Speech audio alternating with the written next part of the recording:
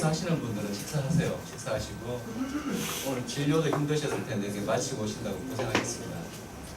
오늘은 저희들 상반기 세 번째, 첫 번째는 상복부 하셨고 두 번째로는 지난번에 충수, 오늘은 마지막으로 3차에서 갑상선하고 경동맥에 대해서 좀 좋은 시간을 가져보도록 하겠습니다. 이렇게 어렵게 걸음하셨는데 오늘 배우신 것들이 진료에 많은 도움이 되셨으면 좋겠고요. 오늘 우리 선생님들도 아마 강의가 아주 좋고 실습도 좋으셔서 진료에 많이 도움이 될 거라고 생각되었습니다.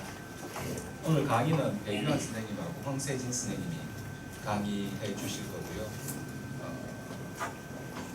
지난번에 좀 너무 많이 와서 힘들었었는데 오늘은 적당하게 오셔서 실습이 아주 좀 제대로 된 것 같아서 오히려 좋을 것 같습니다. 먼저 강의 진행을 하고 중간에 오시는 선생님들 봐서 나중에 실습 전은 제가 다시 한번 말씀을 드리도록 하겠습니다.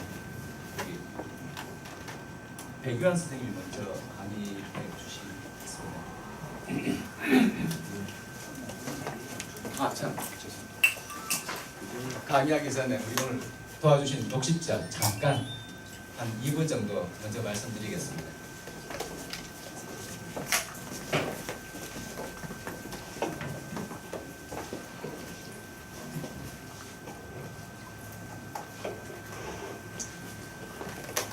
안녕하십니까 원장님. 로타칸이라는 약에 대해서 간단하게 말씀을 드리겠습니다. 로타칸은 로슈바스타틴 칸데살탄 복합제입니다. 아시다시피 요거 같은 경우에는 고혈압, 고지혈증, 동반된 요 두 질환을 같이 컨트롤하기 때문에 뭐 원장님들께서 케이스가 좀 찾기가 힘들다 그런 말씀들 많이 해주시더라고요. 일단 요 약에 대한 간단하게 장점 뭐 두 가지 정도만 말씀을 드리겠습니다. 일단 첫 번째로 약이 굉장히 작습니다. 0.75에서 한 1cm 정도로 약이 굉장히 작기 때문에 환자분들이 드실 때 좀 편하게 드실 수 있다는 첫 번째 장점이고요. 두 번째로는 이렇게 약가가 서로 이제 단일체 드셨을 때보다 복합제로 드셨을 때 약가가 더 싸다는 점입니다. 그리고 제일 큰 제형인 32, 20ml 같은 경우에는 분할 처방이 있어가지고 특히 더 약가 부분에서 할인 혜택을 많이 보실 수 있다고 생각하시면 될 것 같습니다. 아시다시피 고혈압, 고혈압이랑 이상 지질혈증 동반한 환자분들은 굉장히 또 많다고 이렇게 통계로 나타났고요. 하지만 조절되지 않는 환자의 비율 또한 높게 나타났습니다. 그렇기 때문에 환자분들 복약 수능도가 낮기 때문에 또 이런 통계가 나타나지 않나 생각이 되고요. 그렇기 때문에 이제 복합제로 환자분들 복약 수능도를 높이실 수 있는 그런 복합제 로타칸이 되겠습니다. 감사합니다.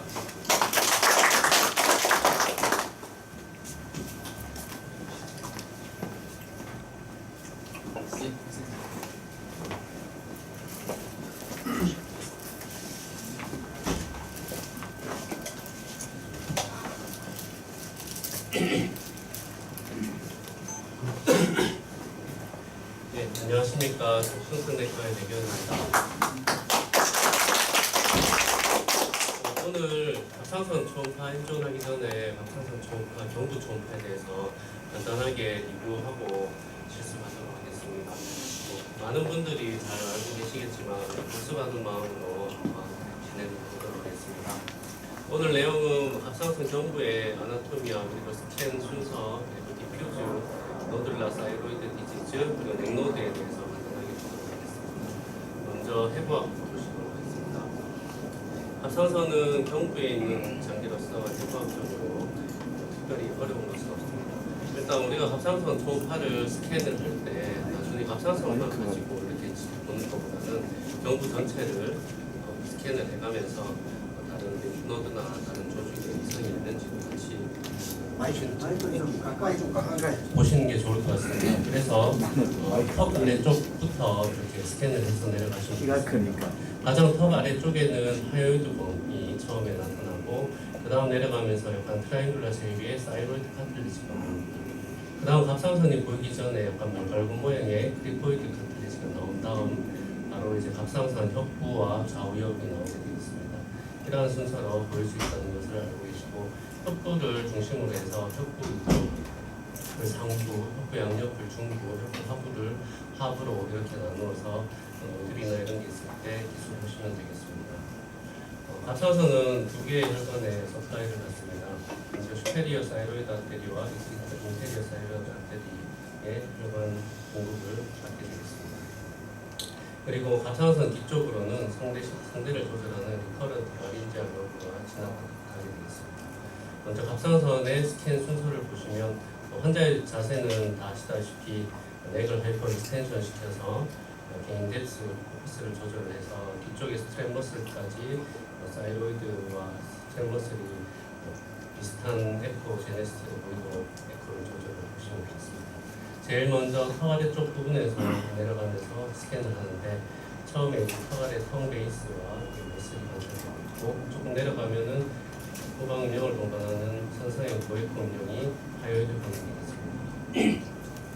하이오이드 번은 넥노드를 구별하는 데 있어서 레벨 1과 레벨 2와 레벨 3를 구분하는 넥노드가 있습니다. 그리고 쭉 내려가면 사이로이드 카틀리지가 보이는데 표준과 좀 다르게 트라이앵글라 쉐입으로 관찰되고 있고 좀 더 내려가게 되면 갑상선 바로 위쪽에 맑은 모양의 크리코이드 카틀리지가 나오게 됩니다. 그 다음 이제 갑상선이 보이게 됩니다. 이렇게 보이는 구조가 거의 대부분인데요. 중간에 트라키아가 있고 트라키아 앞쪽에 스무스, 오른쪽에 라이트롭, 랩트롭 뒤쪽으로는 서비칼 에스파구스가 위치하게 되어 있고 갑상선 양옆으로는 카로티다가 위치하게 되어 있습니다. 갑상선을 관찰할 때 갑상선 양쪽 후방 쪽 트라키오 에스파지알 그루브 쪽에는 리커런트 라린지알 러브가 지나가고 FNA 할 때나 노듈 캔서가 있을 때 이런 쪽으로 이제 침범을 했는지 잘 구분하면서 관찰을 하시면 되겠습니다. 갑상선을 보면 먼저 종대 유무를 보고 부피를 대략적으로 측정하고 실질 에코를 보여줍니다. 초음파 사진을 보시면 먼저 횡단상으로 스캔을 먼저 하게 됩니다. 먼저 이제 순서는 이제 본인 하신 대로 하시면 되는데 중간에 이제 혁부가 보이는 부분, 그리고 좌우엽이 보이는 부분 전체적으로 이제 사진을 찍습니다. 그렇게 해서 두께를 재서 좌엽이나 우엽의 두께 중에 최고 두꺼운 부분의 깊이를 재서 1.5cm 여자분은 남자분 한 2cm 이상이면 고이터가 있다고 보시면 되겠고 이스무스 같은 경우는 한 3mm 이상 되면은 고이터가 있다라고 생각을 하시면 되겠습니다. 그래서 횡단상으로 해서 라이트롭의 어퍼펄, 미드 포션, 로우 포션, 랩토랩의 어퍼 포션, 미드 포션, 로우 포션 이렇게 스캔을 한 다음 정단상으로 돌려서 이제 스캔을 하게 됩니다. 스캔을 할 때도 갑상선이 크지 않은 분은 어퍼펄과 로우펄이 한꺼번에 보이도록 스캔을 하시면 되겠지만 좀 큰 분 같은 경우에는 어퍼펄과 로우펄이 따로 해서 라테랄부터 리알, 센트럴 이렇게 돌아가면서 스캔을 빠짐없이 하면 되겠습니다. 할 때 놓치는 부분이 없게 하기 위해서 어퍼펄 쪽에 이렇게 트라이앵글라 쉐입의 팁 끝이 보이도록 하고 로우 포션 쪽에도 이렇게 트라이앵글라 쉐입의 갑상선 끝이 잘 보이도록 해서 정단상 스캔을 해서 병변을 찾으시면 되겠습니다. 그 다음으로 디퓨즈 사이로이드 디지즈에서 간단하게 몇 가지 주변만 보여드리겠습니다. 먼저 그레이브 디지즈인 경우에는 갑상선이 전반적으로 터져 있고 에코제네시스가 좀 떨어져 있는 경우가 많습니다. 특히 병의 액티비티가 증가될수록 좀 헤테로지니어스하게 하이퍼이퀄 디퓨전들이 여러 군데 나타나게 되고 도플러를 보면은 사이로이드 임페더너라고 얘기하는 도플러 상의 증가 소견을 볼 수가 있겠고 임상상과 TFT 결과가 일치하면은 그레이브 디지즈로 진단을 할 수 있겠습니다. 사이로톡시코시스가 있고 고이터가 있을 때 그레이브 디지즈와 사이로이다이티스 같은 게 좀 판별이 잘 안 되는 경우가 있는데 그럴 때는 슈페리어 사이로이드 아테리와 인페리어 사이로이드 아테리의 펄스웨이브 도플러를 이용해서 PSV, 피크 시스톨릭 벨로시티를 측정을 합니다. 그래서 40 이상 넘어가는 경우에는 좀 더 그레이브 디지즈에 합당하다라고 생각할 수 있겠고 그런 도움을 감별하는 데 받을 수가 있겠습니다. 그 다음에 하시모토 사이로이다이티스입니다. 하시모토 사이로이다이티스는 그레이브 디지즈처럼 갑상선이 피해져 있습니다. 그리고 파렌카이멀 하이퍼 에피제네시티가 있습니다. 그런데 그레이브 디지즈는 조금 특징적인 거는 이렇게 마이크로노듈이라고 불리는 작은 저에코 결절 같은 것들이 좀 빨려 있으면서 에코가 좀 떨어져 있는 게 특징적으로 되겠고 하이포사이로이디즘이 있을 때는 혈류량이 증가할 수도 있고 어떨 때는 떨어져 있을 수도 있으니까 임상적인 소견과 랩 결과를 같이 참고를 해서 판별을 하시면 되겠습니다. 그 다음 서브에큐트 사이로이다이티스입니다. 서브에큐트 사이로이다이티스는 일단 환자분이 압통을 호소하는 부위에 일치하는 부위에 경계가 불명확한 저해코 병변들이 나타나고 이 병변을 눌러보면은 텐더니스하고 일치하게 됩니다. 그런 소견과 TFT 상의 사이로이드 톡시코시스가 보이고 왼쪽 수치가 증가했을 때 진단을 할 수가 있겠습니다. 그 다음으로 노듈라 사이로이드 디지즈입니다. 노드를 볼 때 일단 그 암이 많이 의심되는지 아니면 비나인에 가까운지 그런 노드를 감별하는 어떤 기준들이 있는데 최근 2016년에 한국방사선과학회와 KK에서 가이드라인을 새로 내놨습니다. 여기 가이드라인에 맞춰서 노드를 기술하는 법에 대해서 간단하게 살펴보고 넘어가도록 하겠습니다. 노드를 기술할 때 먼저 파악을 해야 될 것은 사이즈 그리고 인터널 콘텐트, 에코제네시티, 그리고 쉐이프, 오리엔테이션, 마진, 클래시피케이션 등이 있겠습니다. 그리고 추가적으로 헬로나 스펀지폼 보이거나 콜로이드가 보이거나 베스큘라리티 이런 것도 감별에 약간의 도움을 줄 수 있겠습니다. 사이즈를 측정할 때는 가로, 세로, 그리고 길이 이렇게 3디멘션에서 측정을 해야 됩니다. 노즐의 크기가 5mm 이하로 작을 때는 맥시멈 다이어미터만 기술을 하시면 되겠습니다. 노즐을 팔로업을 할 때 의미 있는 크기의 변화로 말할 수 있는 것은 2디멘션에서 2mm 이상 증가했거나 다이어미터가 20% 이상 늘었거나 볼륨이 50% 이상 늘었을 때를 의미 있는 크기 증가 소견으로 판단을 하시면 되겠습니다. 그 다음으로 인터널 콘텐트입니다. 솔리드, 프리도미네이트리 솔리드, 프리도미넌트리 시스틱 그리고 시스틱으로 나눕니다.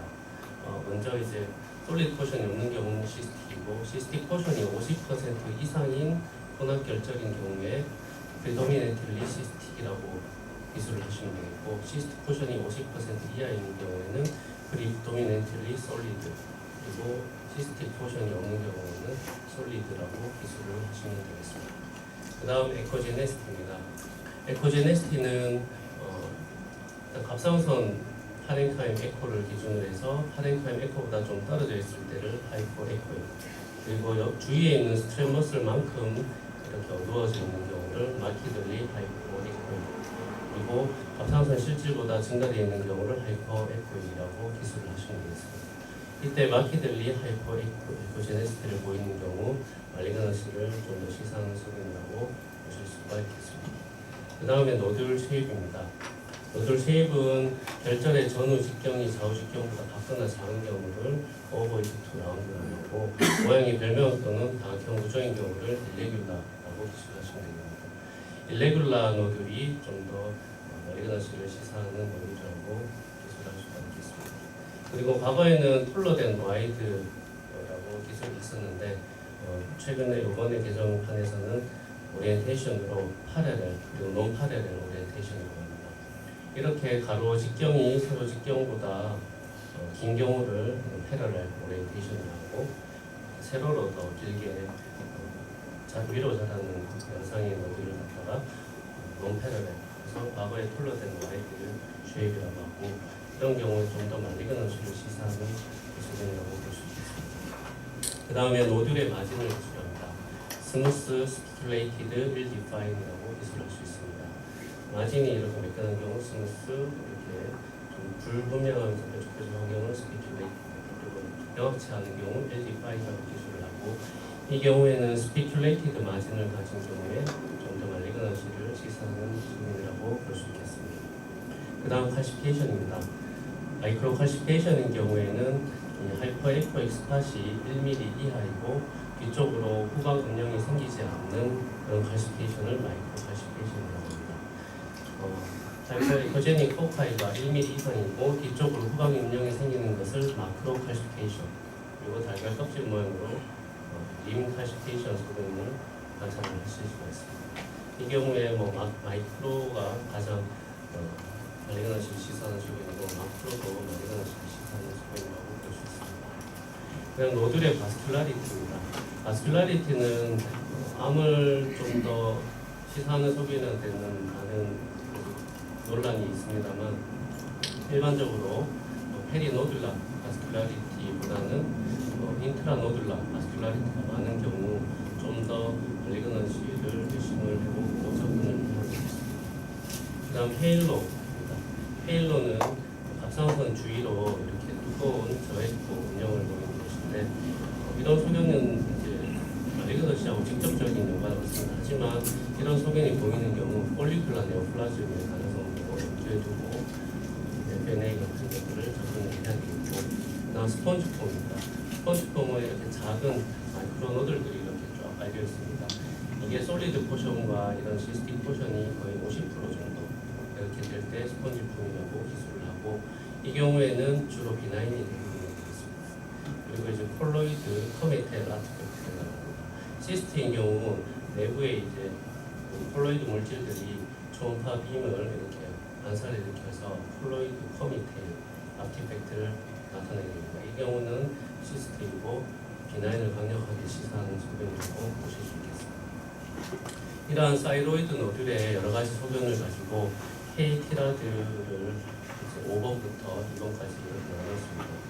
과거에 이제 K티라드5가 이제 과거의 하이 서스피션 소견인데, 이 소견은 이제 솔리드 하이포 에코에서에서 말리그넌시를 시사하는 소견, 마이크로 칼시피케이션이나 론 파레렐 오리엔테이션, 그리고 스피큘레이티드 마진을 가지는 경우 티라드 5로 해서 하이 서스피션이 되고, 솔리드 하이포 에코에서인데 이런 말리그넌시 시사하는 소견이 없는 경우에 인터미디어트 서스피션, 솔리드 아이소 에코익인데 말리그넌시 시사하는 소견이 있는 경우를 KT라드4 인터미디어트 서스피션이라고 보시면 되겠습니다.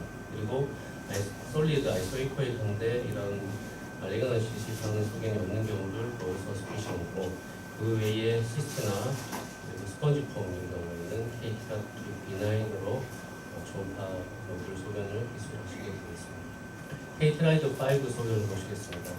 이러한 노듈과 같이 솔리드 하면서 하이포이코이하고 중간에 1mm 이하의 하이포이코이 스팟이 보이는 마이크로 칼시피케이션을 가시는 경우가 되겠습니다.